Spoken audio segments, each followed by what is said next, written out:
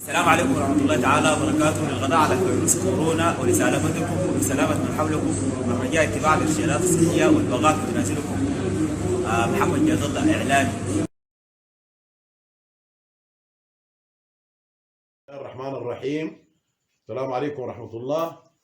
لنساعد العالم في التخلص من فيروس كورونا، نرجو اتباع الإرشادات الطبية والبقاء في المنزل لسلامتك وسلامة من حولك. السلام عليكم ورحمة الله. عبد الله تلي، رئيس أورتراس نادي الأمل.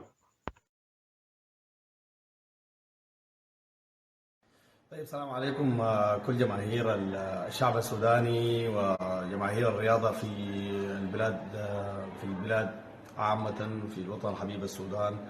نسأل الله انه يجنب البلاد شر هذا المرض، ولازم الناس يا جماعة تتعامل مع الموضوع بجدية وتاخذ الحذر في موضوع فيروس كورونا عشان نقي انفسنا وابنائنا وفلذات اكبادنا وحتى كل الشعب السوداني من فيروس كورونا. يجب اتباع الارشادات الصحيه. التجمعات يا جماعه هي واحده من اخطر الاسباب اللي بتنقل المرض، عشان كده نحن بننادي جميعا بسلامه الناس من مرض كورونا.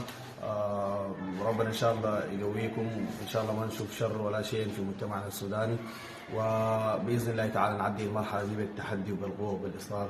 يجب ان نحتاط ونحذر كذلك من ان يصاب البعض بفيروس كورونا.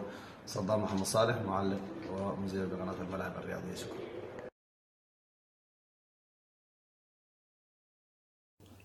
بسم الله الرحمن الرحيم، والصلاة والسلام على أشرف خلق الله أجمعين، سيدنا محمد وعلى آله وصحبه أجمعين.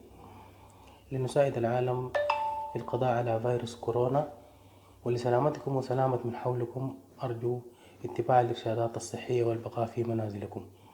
حسان عجمي، صحفي رياضي، المكتب الإعلامي، الأمل عطبرة.